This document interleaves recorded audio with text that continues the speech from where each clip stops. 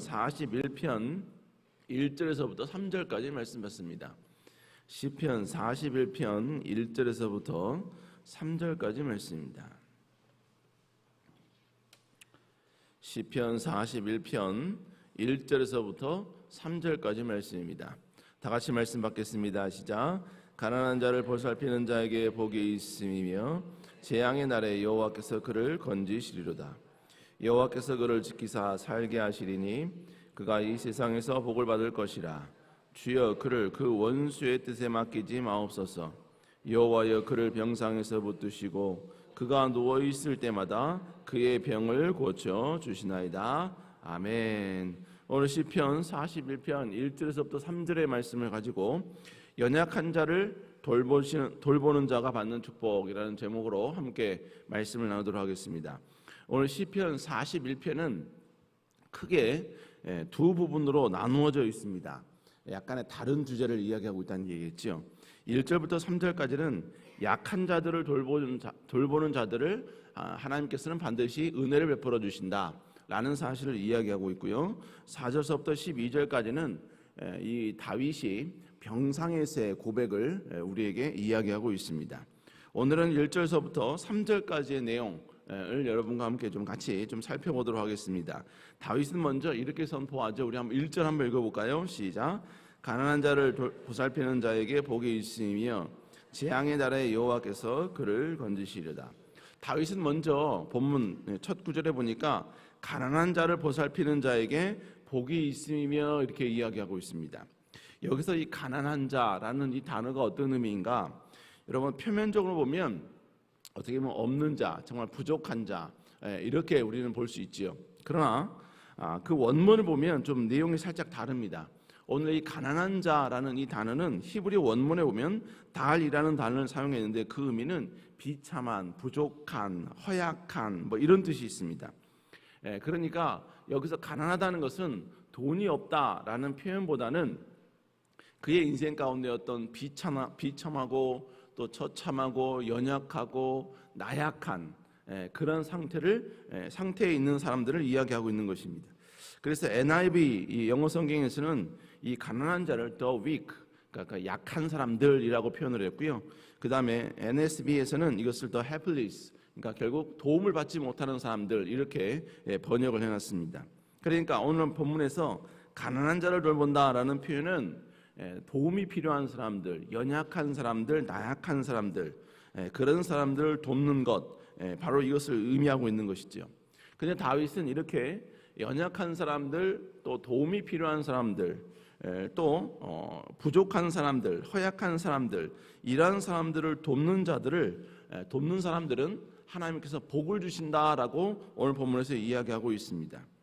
여러분 성경은 연약한 자, 또 도움이 필요한 자를 돕는 것이 하나님의 뜻이다라고 이야기를 하고 있습니다. 잠언 14장 31절에 보니까 가난한 사람을 학대하는 자는 그를 지으신 이를 멸시하는 자요 궁핍한 사람을 불쌍히 여기는 자는 주를 공경하는 자이다 이렇게 이야기를 하고 있습니다. 그러니까 성경은 가난한 자, 궁핍한 자를 돕는 것을 하나님을 존중히 여기는 사람의 태도와 연결시키고 있다는 것입니다.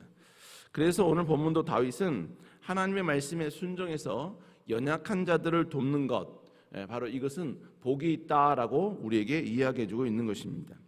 자, 그러면 다윗은 오늘 본문에서 연약한 자를 돕는 것에는 어떤 축복이 있는가? 바로 1절 후반절서부터 3절까지 쭉 이야기를 하고 있습니다. 자, 그러면 어떤 복이 있는가? 자, 우리 한번 시편 41편 1절 다시 한번 읽어볼까요? 시작. 가난한 자를 보살피는 자에게는 복이 있으며. 오늘 본문에 보니까 가난한 자를 보살피는 자는 복이 있다는 거예요. 근데 그 복이 뭐냐? 첫 번째로 재앙의 날에 여호와께서 그를 건지시리로다 이렇게 이야기하고 있습니다. 여러분 가난한 자를 보살핀다라는 의미는 그래도 나름대로 힘이 있다는 이야기죠. 나름대로 남을 도울 수 있는, 가난한 자를 섬길 수 있는 그러한 능력과 또 재력과 또 여유와 이 모든 것을 가지고 있다는 이야기입니다. 그럼에도 불구하고 이런 사람일지라도 힘이 있다 할지라도 그의 인생 가운데 재앙이 찾아올 수 있다는 것입니다. 그 재앙이 찾아왔을 때 사람에게 재앙이다라고 말하는 것은 결국 내게 다가온 어떤 환난, 내게 임했던 그 모든 고통들을 내가 가지고 있는 힘으로 극복할 수 없고 해결할 수 없으니까 그 모든 내게 다가왔던 그 모든 트러블들이 바로 재앙이라고 명칭이 되는 것입니다. 그런데 오늘 본문에 보니까 그 재앙의 날에 하나님께서 그를 건지시리라 라고 이야기를 하고 있습니다. 여러분, 결국 내가 하나님의 이름에 따라, 하나님의 명령에 따라 하나님을 존중히 여기는 마음으로 여러분, 내가 다른 연약한 자를 섬길 때 하나님께서는 그 하나님을 존중히 여기는 마음을 보사 바로 우리를 고난 가운데, 역경 가운데서도 건져주시고 이기게 해주신다라고 우리에게 이야기해주고 있는 것입니다. 그러니까 다른 사람을 섬기는 것, 다른 사람을 배려하는 것, 여러분, 이것은 절대로 내게 손해가 아니라는 것이지요. 이건 철저히 하나님을 움직이는 것이고 하나님이 나의 고난과 재앙 가운데 역사하시는 그 동기가 될 수 있다라는 것입니다. 우리 사랑하는 성도 여러분, 다시 한번 오늘 말씀을 따라 여러분 하나님의 연약한 자들을 도울 수 있는 여러분 되시기를 다시 주의 이름으로 축복합니다. 두 번째로 어떤 복을 주시느냐, 우리 한번 2절 한번 읽어볼까요? 시작. 원수 그를 지키사 살게 하시리니 주여 그를 그 원수의 뜻에 맡기지 마옵소서. 자, 오늘 본문에 보니까 두 번째 어떤 복을 주시느냐, 여호와께서 그를 지키사 살게 하시리니 라고 이야기를 하고 있습니다. 여기 살게 하신다라는 의미는 어떤 병이나 죽음에서부터 회복시키신다라는 것입니다. 여러분, 지금 제가 4절서부터 마지막 12절까지가 다윗이 병상에 있을 때 바로 그의 고백을 이야기해 놓았다라고 말씀을 드렸습니다. 그러니까 지금 다윗은요, 지금 병상 가운데 있는 겁니다. 육체의 어려움 가운데 있다는 거예요. 그런데 이 육체의 어려움 가운데 있을 때 하나님은 그 연약함을 바로 도와주시고 또 그를 살려주신다라고 표현하고 있는 것입니다. 결국 그가 건강할 때 하나님의 말씀을 따라 다른 연약한 자를 돕고 또 다른 부족한 자들을 섬기는 이 모든 일을 할 때 하나님께서는 그가 때로는 고난이 오고 육체적으로 환난이 왔을 때 하나님은 그를 다시 고쳐주시고 회복시켜 주신다라는 것입니다. 여러분, 그러므로 내가 건강하다라는 것은 축복이지요. 내가 전혀 활동하는 데 있어 부족함이 없다, 이건 하나님의 은혜입니다. 그러나 내가 건강하고 그리고 전혀 활동하는 데 지장이 없다라는 것은 이 모든 것을 누려라라는 의미도 있지만, 그러나 그 건강을 통해서 건강을 주신 하나님의 뜻을 생각하고 하나님의 기쁘심에 순종해야 된다, 하나님의 기쁨이 되는 기간으로 삼아야 된다라는 의미가 그 안에 담겨져 있다는 것이죠. 왜냐하면 내가 건강할 때 다른 연약한 자를 섬기고 하나님의 기쁨이 되는 그 일에 최선을 다할 때 하나님은 그가 곤고할 때, 육체적으로 고통이 있을 때 하나님은 그에게 찾아와 그를 고쳐주시기 때문인 것입니다. 그러므로 내가 건강할 때 하나님 나라 영광을 위해서 헌신하고 충성하는 것은 어떻게 보면 저축이라고 이야기할 수 있는 것이죠. 나의 환난의 때 하나님의 역사하심을 기대하는 그 놀라운 저축의 요소가 있게 된다는 것입니다. 우리 사랑하는 여러분, 그러므로 우리의 삶 가운데 건강이 있을 때 그 건강을 주신 하나님의 그 의도를 생각하시면서 더욱더 하나님의 기쁨이 되는 그 선택을 할 수 있는 여러분 될 수 있기를 다시 한번 주 여러분으로 축복합니다. 또 다시 한번 오늘 후반절에 보니까 또 뭐라고 이야기하냐면 그를 세상에서 복 있는 자라고 선언해 주시겠다는 것입니다. 우리 한번 2절 다시 읽어볼까요? 시작. 여호와께서 그를 지키사 살게 하시리니 그가 이 세상에서. 자, 오늘 본문에 보니까 오늘 또 어떤 복이 있다고 이야기합니까? 그가 세상에서 복을 받을 것이다 라고 이야기하고 있습니다. 근데 이 본문이 복을 받을 것이다 라는 의미로서 우리는 받아들이지만 원문에 보면요, 오늘의 이 본문의 내용이 어떻게 나오냐면 그가 복된 사람이라는 평가를 받을 것이다 라는 의미입니다. 여러분, 복을 얻는 것과 복 있는 자다라는 평가를 받는 건 다릅니다. 무슨 의미냐? 여러분, 복을 받음으로 말미암아 내가 지금 어떤 형통과 평탄은 누릴 수 있지만 이 나의 복이, 내가 누리는 복이, 내가 지금 소유하고 있는 이 복이 다른 누군가에게는 또 다른 공격의 요소가 될 수 있다는 것입니다. 그러나 복된 사람이다라는 평가를 받는다는 이야기는 내가 복을 누리고 있는 것 플러스 누리고 있는 것과 그리고 내가 누리는 이 복에 대해서 주변에 있는 사람이 어느 누구도 저항을 한다거나 공격을 한다거나 그리고 그를 저주하지 않는다. 오히려 그의 그 모든 받은 복을 동일하게 바로 인정해주고 축복해주는 모습, 그것을 누리고 있는 자의 모습, 바로 이것이 복된 사람이다라는 평가를 받고 있다는 것입니다. 여러분, 이것은 마치 하나님께서 창세기 12장 3절에 아브라함에게 주셨던 축복과 동일한 것입니다. 거기에 보니까 뭐라고 말하냐면 너를 축복하는 자는 내가 축복하고 너를 저주하는 자는 내가 저주하리라 라고 말씀하고 있습니다. 여러분 보세요. 나를 축복한다. 누군가 나를 축복을 해요. 그러면 그에게도 축복이 임하는 거예요. 누가 나를 저주합니다. 그러면 그에게 저주가 임한다는 거예요. 자, 내 주변에 있는 사람들이 이걸 경험을 했다면 결단코 나에 대해서 함부로 할 수 없는 것입니다. 왜냐하면 내가 저 사람을 공격하면 내가 공격한 것만큼 내게 저주가 온다는 것을 내가 깨닫게 되기 때문이지요. 여러분, 그렇게 되면 이 모든 걸 경험한 사람은 때로는 내가 원치 않는 사람이고 내가 싫어하는 사람일지라도 여러분 그를 선대할 수밖에 없고, 야, 저 사람에게는 뭔가 있어, 저 사람은 함부로 할 수 없는 뭔가 좀 아우라가 있어, 저 사람을 공격하면 오히려 나의 삶 가운데 고난이 찾아와, 참 저 사람은 대단한 것 같아, 함부로 할 수 없는 사람이야, 뭔가 하나님이 함께하는 사람이야. 여러분, 이렇게 인정을 받을 수 있게 된다라는 것입니다. 여러분, 본문에서 하나님께서는 너희가 건강할 때 하나님의 명령에 따라 연약한 자를 돕는다면 하나님께서는 모든 사람들에게 이런 칭함과 놀라운 축복 그리고 복의 사람이다라는 인정을 받게 해주시겠다라는 것입니다. 우리 사랑하는 여러분, 이 놀라운 복이 여러분의 복이 될 수 있기를 주의 이름으로 축복합니다. 더불어 오늘 다윗은 또 뭐라고 말하냐면요, 2절 후반절에 보니까 주여 그를 그 원수의 뜻에 맡기지 마소서라고 이야기하고 있습니다. 그를 원수의 뜻에 맡기지 말라. 여기서 원수의 뜻이란 히브리어 원문에 보면 네페시라는 단어입니다. 여러분 많이 들어보셨죠? 생기라고 할 때 네페시 하야라고 이야기합니다. 그래서 이 네페시 의미가 뭐냐면 호흡, 식욕, 숨 뭐 이런 뜻입니다. 그러니까 오늘 본문은 원수의 뜻, 이 말은 뭘 말하느냐, 이 원수의 호흡, 원수의 숨, 원수의 식욕, 바로 이런 의미가 있는 것이죠. 이건 어떤 의미가 있냐면 바로 원수의 욕망이라는 단어가 의미가 있는 것입니다.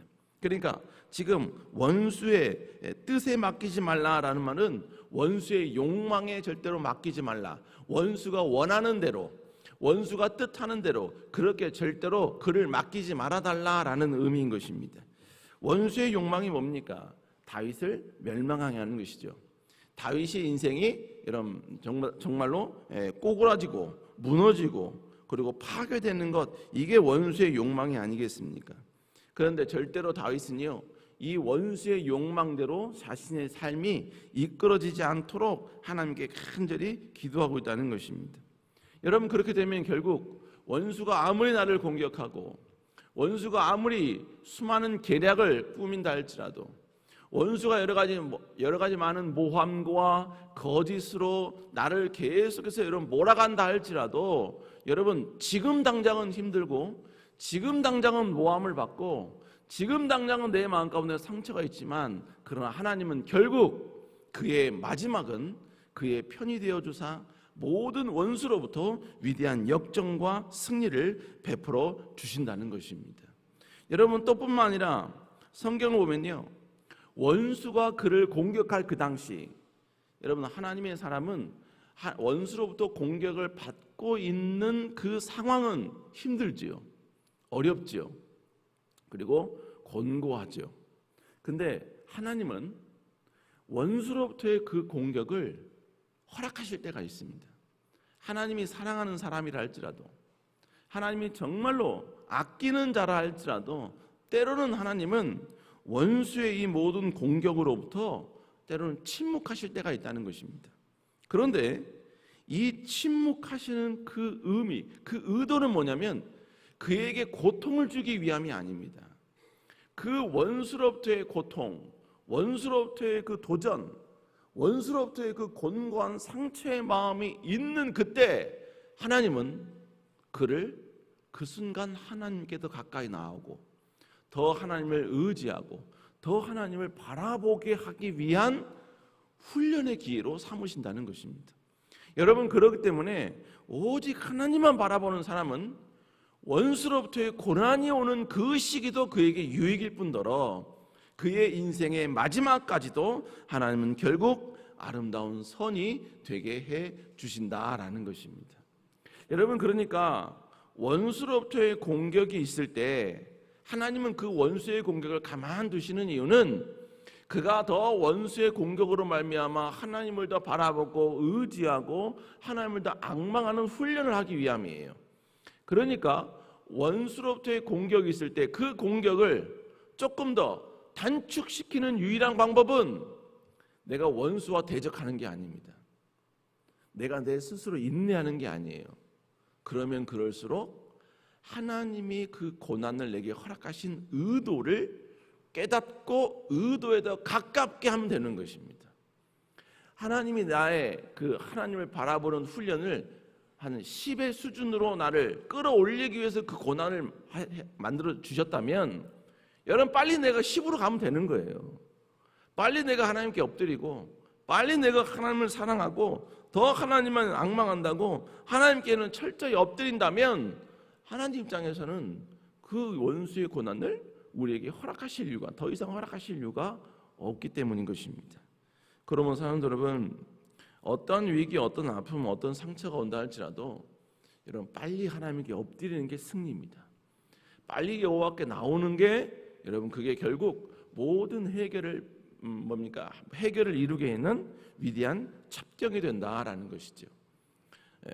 또 그러면서 여러분, 다윗은 최종적으로 이렇게 고백을 합니다. 우리 한번 3절 읽어볼까요? 시작. 그가 누워있을 때마다 그의 병을 고쳐주시나이다. 지금 다윗은 그는 지금 병상에 있습니다. 병상에 있다는 얘기는 그의 육체가 심히 힘들어 있다, 가장 약해져 있다라는 것이죠. 여러분, 사람이 힘이 약해지면요 자연스럽게 대적자들이 등장하게 되고 또 원수가 나타나면서 약해진 권력자의 힘을, 권력을 빼앗으려고 합니다. 다윗도 그걸 지금 느끼고 있는 것 같아요. 그렇기 때문에 지금 다윗은 뭐예요? 지금 모든 사람들 앞에서 자기는 절대로 나약하지 않다, 이 병에 의해서 나는 주눅들어 있지 않다라는 것을 보여줘야만 했습니다. 여러분, 물론 그도 보여줄 수 있지요. 그의 아픔을 숨기면서, 연약함을 숨기면서 보여줄 수 있습니다.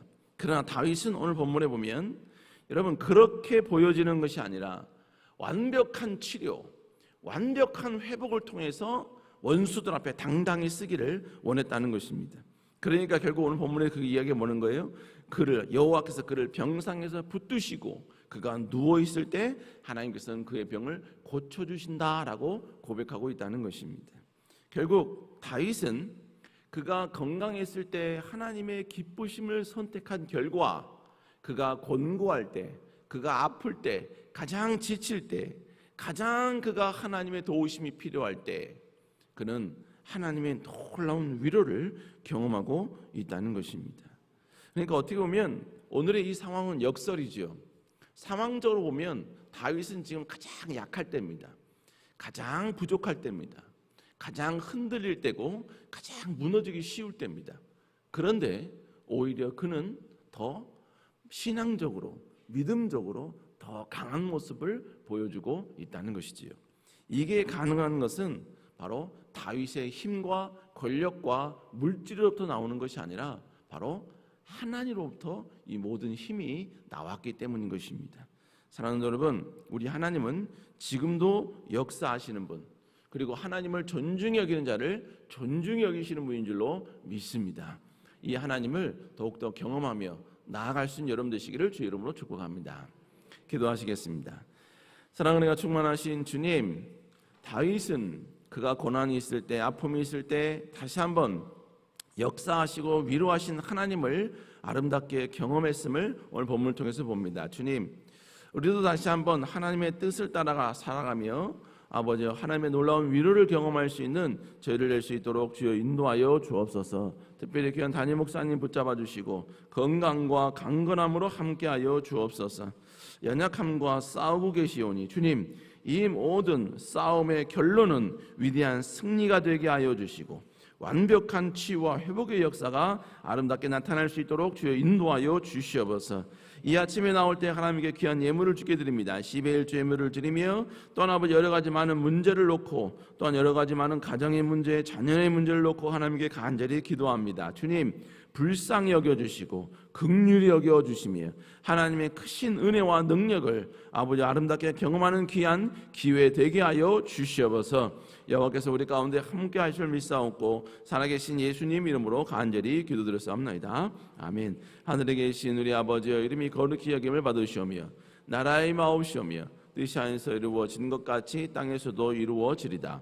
오늘날 우리에게 일용할 양식을 주옵시고 우리가 우리에게 죄 지은 자를 사하여 준 것 같이 우리 죄를 사하여 주옵시고 우리를 시험에 들지 말게 하옵시며 다만 악에서 구하옵소서.